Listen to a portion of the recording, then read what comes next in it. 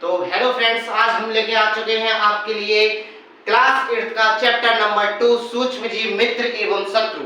इससे पहले हम पार्ट फर्स्ट एवं पार्ट सेकंड में चैप्टर नंबर फर्स्ट को क्लियर कर चुके हैं, जो आपको हमारी पहले अपलोड की गई वीडियोस में मिल जाएगा।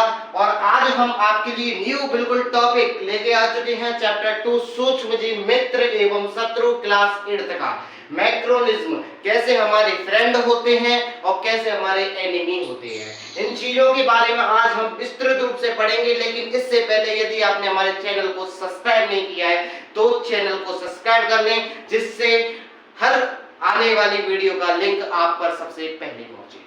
तो स्टार्ट करते हैं आज का टॉपिक सूक्ष्म जीव मित्र एवं शत्रु। सूक्ष्म जीव क्या होते हैं? सीधी सी बात है, हमने पहले भी कृषि के बारे में पढ़ा था। तो हमने कृषि क्या होती है, कृषि क्यों की जाती है, कृषि कैसे की जाती है, इन माध्यमों के बारे में हमने चैप्टर डिटेल में समझा था।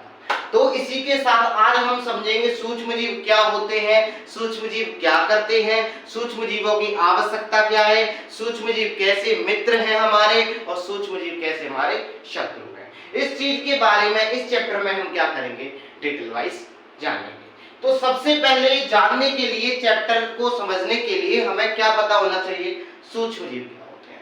अगर सूक्ष्म जीव नहीं पता है तो हम कैसे जानेंगे कि मित्र हमारा मित्र है कि शत्रु है। सीधी सी बात है, कोई इंसान को जानने के बाद उसका पता चलता है हमें कि वो कौन है, हमारा दोस्त है या एनिमी है, मित्र है या क्या है, शत्रु है। तो देखो, सूक्ष्म जीव, सीधी सी बात है, सूक्ष्म का अर्थ क्या होता है? सूक्ष्म का अर्थ होता है छोटा। क्या होता है? छोटा। सूक्ष्म का अर्थ क्या होता है? छोटा। जीव का मतलब क्या होता है? जीव का मतलब जीव होता है या क्या होता है? जान। ठीक है। छोटे जीव, सीधी सी बात है, सूक्ष्म माने क्या होता है? छोटा। जीव मतलब क्या होता है? जीव तो ऐसे जीव जिनको हम अपनी आंखों से नहीं देख सकते। छोटे होंगे, कैसे होंगे? छोटे होंगे, और बहुत ही ज्यादा छोटे होंगे, जिनको हम किससे नहीं देख सकते? अपनी आंखों से नहीं देख सकते। अच्छा, तो आप बात करोगे सर आंखों से नहीं देख सकते तो कैसे देखेंगे? अच्छा, उसके बारे में भी जानेंगे कि पहले सबसे हम जानना है कि सूक्ष्म जीव कहते किसे हैं। तो सूक्ष्म जीव बेटा ऐसे जीव, कैसे जीव? ऐसे जीव जो आकार में कैसे हो? छोटे हो, और जिनको आंखों से क्या नहीं किया जा सके, देखा ना जा सके। सीधी सी बात, ऐसे जीव जो कैसे हो? सूक्ष्म हो, और जिनको क्या नहीं किया जा सके, आंखों से देखा ना जा सके, क्या कहलाएंगे? सूक्ष्म जीव कहलाएंगे। सूक्ष्म जीव किसे कहते हैं? ऐसे जीव जो किससे ना देखा जा सके, आंखों से देखा ना जा सके, और वो कैसे हो? छोटे हो, सूक्ष्म जीव कहलाएंगे। ऐसे जीव जिनको छोटे होने के कारण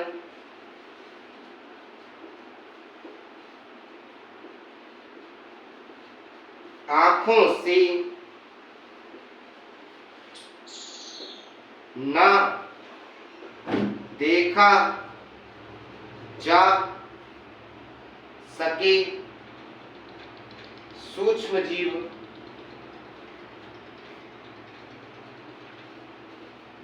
कहलाते हैं। देखो, ऐसे जीव जिनको छोटे होने के कारण आंखों से ना देखा जा सके, क्या कहलाते हैं? सूक्ष्म जीव कहलाते हैं। अच्छा, हमें पता चल गया, क्या पता चल गया कि सूक्ष्म जीव किसे कहते हैं? ऐसे जीव जिनको हम क्या ना देखा जा सके, आंखों से ना देखा जा सके, तो उसे क्या कहते हैं? सूक्ष्म जीव कहते हैं। अच्छा, सूक्ष्म जीव देखे किससे जा सकते हैं? सूक्ष्म जीव बेटा एक यंत्र होता है जिसको हम कहते हैं सूक्ष्मदर्शी। क्या कहते हैं? यंत्र कौन सा होता है? सूक्ष्मदर्शी। सूक्ष्मदर्शी। अच्छा, सूक्ष्मदर्शी क्या होती है? सूक्ष्मदर्शी में बेटा दो लेंस पाए जाते हैं। सूक्ष्मदर्शी के अंदर क्या पाए जाते हैं? लेंस पाए जाते हैं, जो कि उत्तल लेंस होते हैं, जो छोटे को क्या करते हैं? बड़ा करते हैं। अगर आगे जाके जो आप अपनी नेक्स्ट क्लासेस में पढ़ोगे, उनमें उत्तल लेंस और अवतल लेंस पढ़ोगे। अवतल लेंस का उत्तल लेंस का कार्य क्या होता है? छोटे को बड़ा करना, छोटे को क्या करना? बड़ा करना। तो सूक्ष्मदर्शी में क्या किया जाता है? इन लेंसों का प्रयोग किया जाता है। सूक्ष्मदर्शी में ये लेंस लगे होते हैं जिसकी वजह से वो छोटे छोटे जीवाणु हमें क्या देख सकते, हम सूक्ष्मदर्शी के द्वारा उनको देख सकते हैं। सूक्ष्मदर्शी किस प्रकार की होती है?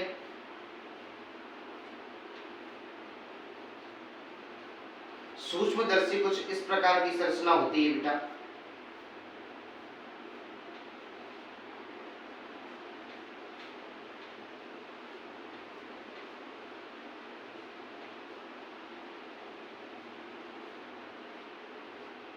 सूक्ष्मदर्शी कुछ इस प्रकार से होती है जिसको हम आंखों से देख सकते हैं। ये क्या कहलाती है? सूक्ष्मदर्शी कहलाती है। इसके द्वारा छोटे जीवों को क्या किया जाता है बेटा? देखा जा सकता है। छोटे जीवों को क्या किया जा सकता है? देखा जा सकता है। यदि आपको स्क्रीनशॉट लेना है तो आप इस चीज का क्या ले सकते हैं? स्क्रीनशॉट ले सकते हैं।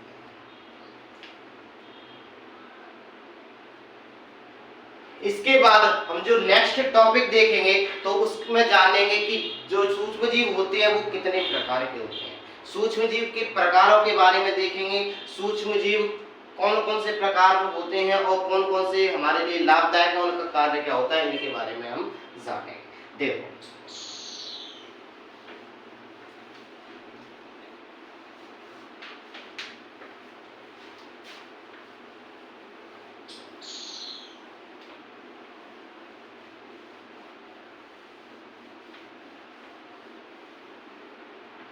किसके बारे में देखेंगे हम?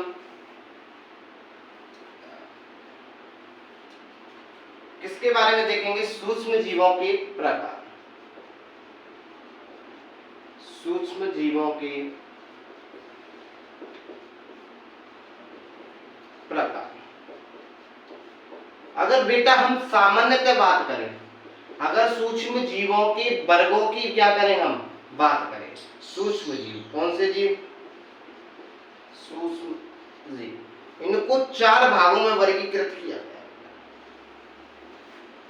कितने भागों में वर्गीकृत किया गया है? 4 भाग।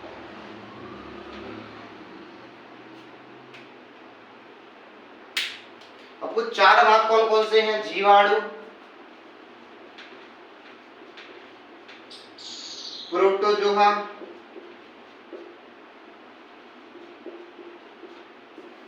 कवक और शैवाल। ये 4 प्रकार के क्या पाए जाते हैं बेटा? सूक्ष्म जीव पाए जाते हैं। हमारी जानकारी के मुताबिक 4 प्रकार के क्या पाए जाते हैं? सूक्ष्म जीव पाए जाते हैं। एक तो कौन सा होता है? जीवाणु। दूसरा कौन सा होता है? प्रोटोजोआ। तीसरा कौन सा होता है? कवक। और चौथा कौन सा होता है? शैवाल। चारों में अंतर क्या क्या है? जीवाणु, प्रोटोजोआ, कवक एवं शैवाल। ये चारों प्रकार के सूक्ष्म जीव हमारे लिए पाए जाते हैं। इनके अतिरिक्त एक सूक्ष्म जीव और पाया जाता है जो इनसे भिन्न है, उसका नाम है विषाणु। क्या है बेटा? विषाणु। ये सूक्ष्म जीव तो है लेकिन इनसे भिन्न है। इनसे इनकी कैटेगरी क्या है बेटा? भिन्न है। ये कैटेगरी एक के है और ये कैटेगरी कौन से का है? दूसरे का है, विषाणु। जैसे देखें हम जीवाणु, प्रोटोजोआ, कवक और शैवाल। ठीक है। जीवाणु जो होते हैं वो 2 प्रकार के पाए जाते हैं। जीवाणु जो होते हैं वो कितने प्रकार के पाए जाते हैं? 2 प्रकार के पाए जाते हैं। एक तो स्पाइरल जीवाणु बोला जाता है, जो कैसे होते हैं? बिल्कुल टेढ़े मेढ़े होते हैं। और एक छड़नुमा जीवाणु पाया जाता है।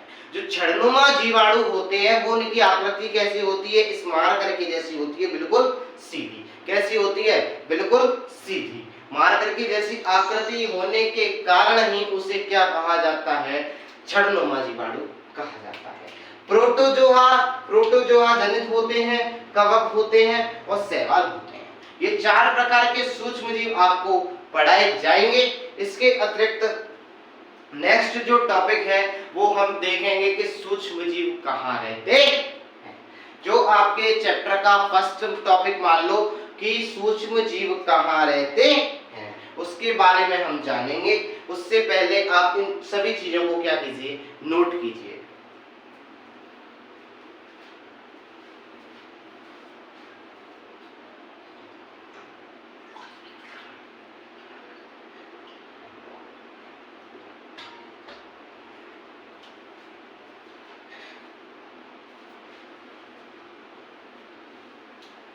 नोट कर ली आप लोगों ने। इसके बाद हम देखते हैं सूक्ष्म जीव रहते कहाँ हैं। किस पे बात करेंगे कि सूक्ष्म जीव रहते कहाँ हैं।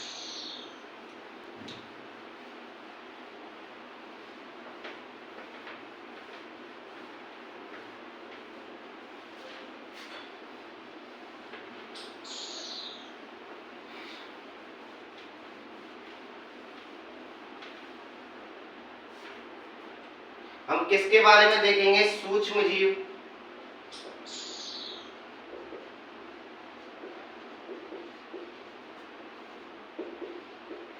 कहाँ रहते हैं।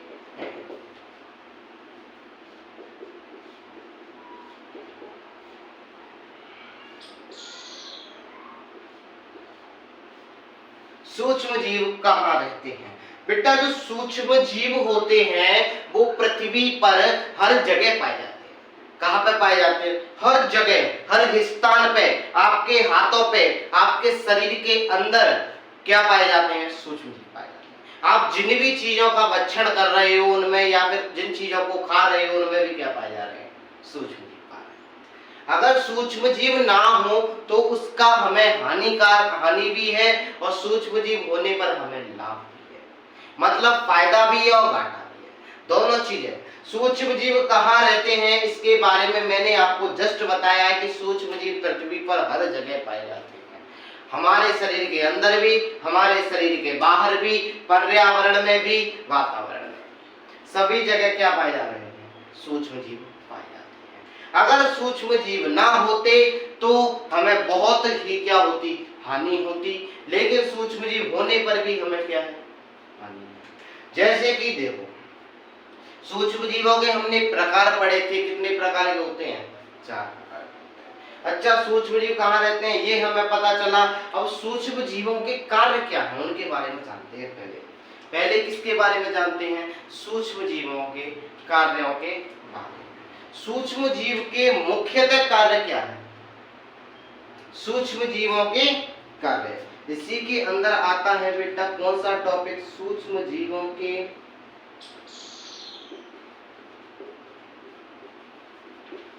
कार्य। कौन सा टॉपिक है, सूक्ष्म जीवों के कार्य। क्या होते हैं सूक्ष्म जीवों के कार्य। फर्स्ट आता है खाद्य सामग्री में।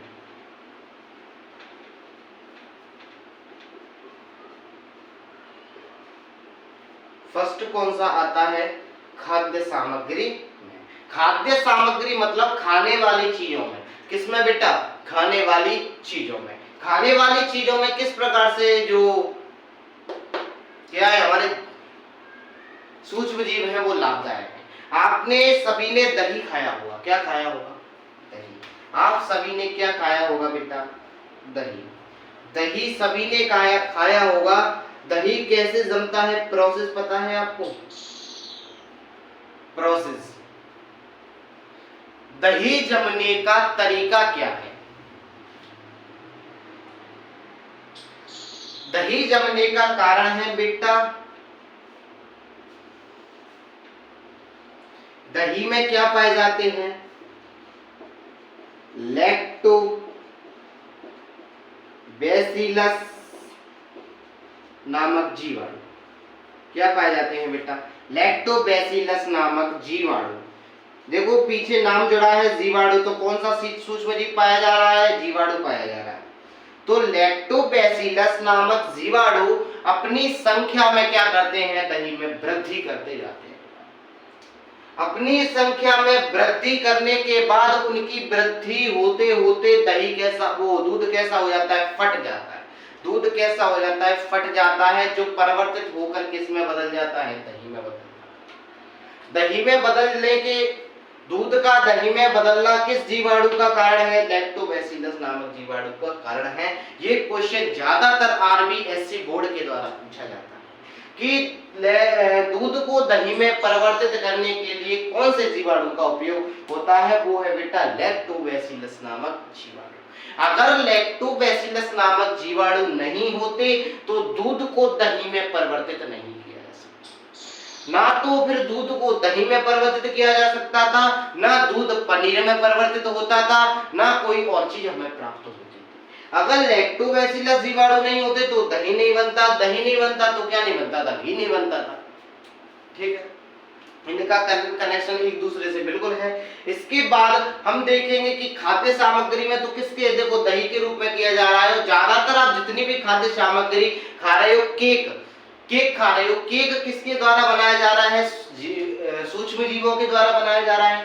ब्रेड है, ब्रेड में भी क्या होता है बेटा? सूक्ष्म जीवों का उपयोग होता है। जितनी भी खाद्य सामग्री है ज्यादातर में किसका उपयोग हो रहा है बेटा? सूक्ष्म जीवों का उपयोग हो रहा है। और लैक्टोबैसिलस जीवाणु ऐसा नहीं है कि हमारे शरीर को कोई हानि पहुंचाते हो। लैक्टोबैसिलस नामक जीवाणु हमारे शरीर को क्या करते हैं बेटा? एनर्जी प्रदान करते हैं। एनर्जी का स्रोत क्या है बेटा? लैक्टोबैसिलस नामक जीवाणु। लैक्टोबैसिलस नामक जीवाणु की बात कर ली। अब हम बात देखेंगे किसमें बेटा और किसमें प्रयोग किया जाता है? दवाई बनाने में प्रयोग किया जाता है। किसका? सूक्ष्म जीवों का। सूक्ष्म जीवों का उपयोग करने में भी किया जा रहा है।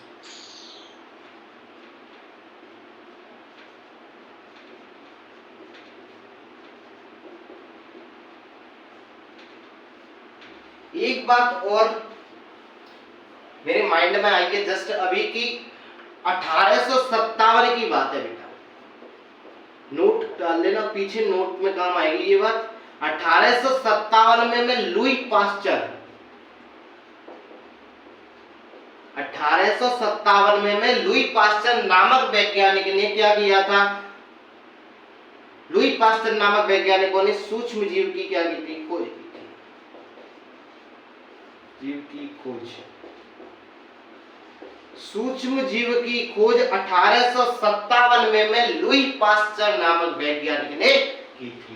लुई पास्चर ने ही बताया था कि सूक्ष्म जीव होते हैं। अच्छा, हम कभी कभी बीमार पड़ जाते हैं। ज्यादातर आप देखते होंगे कि हमारे बीमार किस कारण पड़ते हैं? बीमारी का कारण है बेटा शरीर में सूक्ष्म जीवों की क्या? वृद्धि। शरीर में सूक्ष्म जीवों की वृद्धि के कारण ही ज्यादातर हम क्या करते हैं? बीमार पड़ते हैं। और इन बीमारियों को सामान्यतः दूर करने के लिए पेनिसिलिन नामक दवाई का उपयोग किया जाता है। कौन सी दवाई का उपयोग किया जाता है? पेनिसिलिन।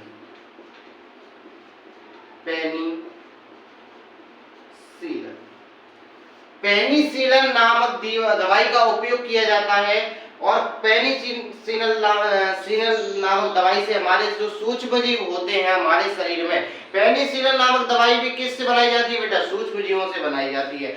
जो पेनिसिलिन नामक दवाई में जो सूक्ष्म जीव होते हैं वो शरीर में उपस्थित सूक्ष्म जीवों को क्या करते हैं? नष्ट करने का कार्य करते हैं। जो शरीर में उपस्थित सूक्ष्म जीव होंगे उनको पेनिसिलिन नामक जो दवाई होगी वो क्या करेगी? खत्म करेगी शरीर में से। जो शरीर में से उनको क्या कर देगी? खत्म कर देगी। तो पेनिसिलिन दवाई बनाने में क्या की जाती है? उपयोग की जाती है।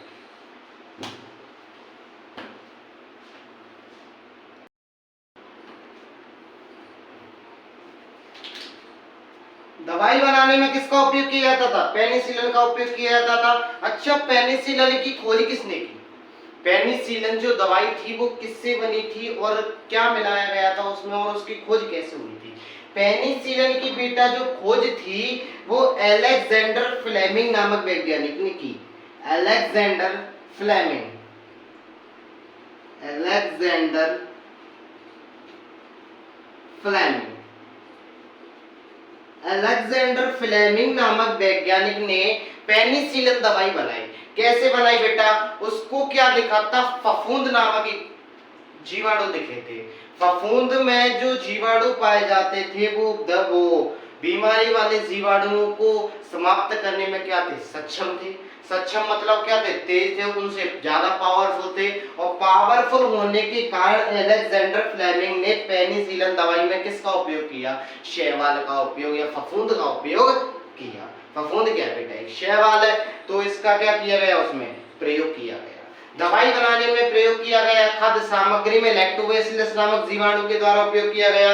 अब जो तीसरा जो टॉपिक है वो है वाणिज्यिक में किसका प्रयोग, सूक्ष्म जीव का उपयोग। वाणिज्यिक मतलब क्या होता है बेटा, एक तरीके से फल फ्रूट या उनमें किस प्रकार से किसका उपयोग किया जाए ना, सूक्ष्म जीव का उपयोग किया ना। देखो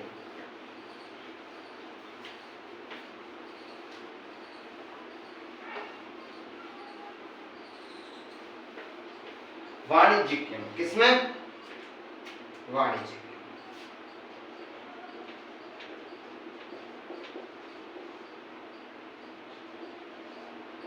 वाणिज्यिक में किसका प्रयोग, सूक्ष्म जीव का प्रयोग। देखो बेटा जो शराब बनाई जाती है वाणिज्यिक की प्रक्रिया के द्वारा ही बनाई जाती है। कैसे बनाई जाती है, जो सड़े गले फल फ्रूट होते हैं उनमें किण्वन क्रिया कराई जाती है।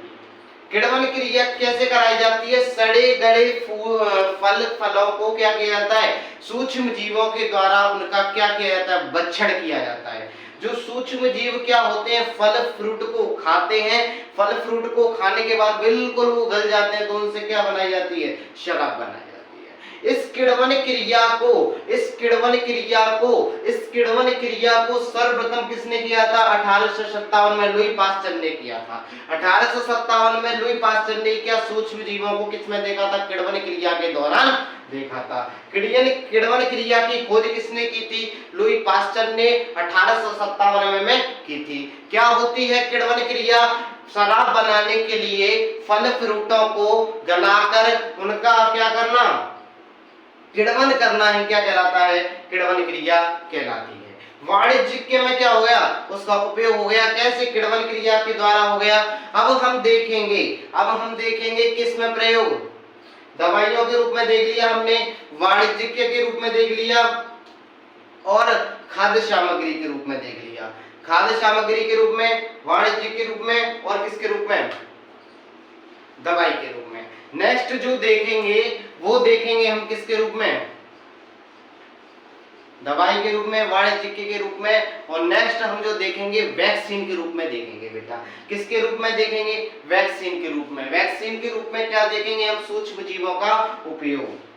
वैक्सीन के रूप में क्या देखेंगे, सूक्ष्म जीवों का उपयोग। देखो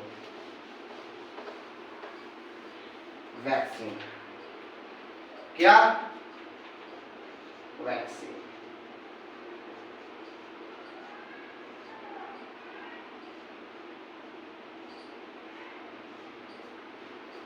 वैक्सीन में भी क्या किया जाता है बेटा, एंटीबॉडीज का उपयोग किया जाता है। हमारा शरीर रोगाणुओं से लड़ने के लिए तैयार कौन करता है, हमें वैक्सीन करती है।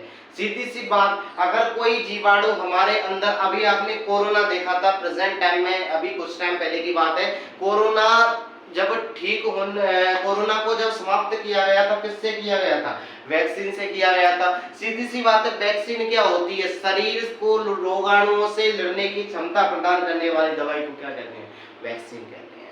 हमारा शरीर क्या होता है बेटा, हमारे शरीर में जो एंटीबॉडीज होते हैं वो बीमारियों से लड़ने में क्या होते हैं, सक्षम होते हैं, लेकिन उनको सक्रिय करने के लिए किसका उपयोग किया जाता है, वैक्सीन का किया जाता है। अगर वैक्सीन नहीं होगी तो क्या नहीं होगा, हमारा शरीर रोगाणुओं से लड़ने में सक्षम नहीं हो पाएगा, और जिससे हमारे शरीर कैसा हो जाएगा, रोग युक्त हो जाएगा, हमारे शरीर को क्या हो जाएगा, रोग हो जाएगा। इस प्रकार से हमारा किसमें प्रयोग किया जाता है, वैक्सीन में प्रयोग किया जाता है। वैक्सीन के बाद जो नेक्स्ट क्लास आएगी आपकी, नेक्स्ट क्लास वैक्सीन के बाद, यहाँ तो हमने पढ़े हैं सूक्ष्म जीव कहाँ रहते हैं, सूक्ष्म जीवों के कार्य पढ़ लिए। नेक्स्ट जो आपकी क्लास आएगी वो आज तो नहीं बट कल आपकी जो नेक्स्ट पार्ट में क्लास आएगी, पार्ट नंबर 2 में, वो आपको इनके मित्रवत तो हमने देख लिए कि हमें किस प्रकार से लाभदायक देते हैं सूक्ष्म जीव। हम देखेंगे नेक्स्ट क्लास में कि किस प्रकार से हमारे शत्रु हैं सूक्ष्म जीव। इसी के साथ आज की क्लास हमारी क्या होती है, समाप्त होती है।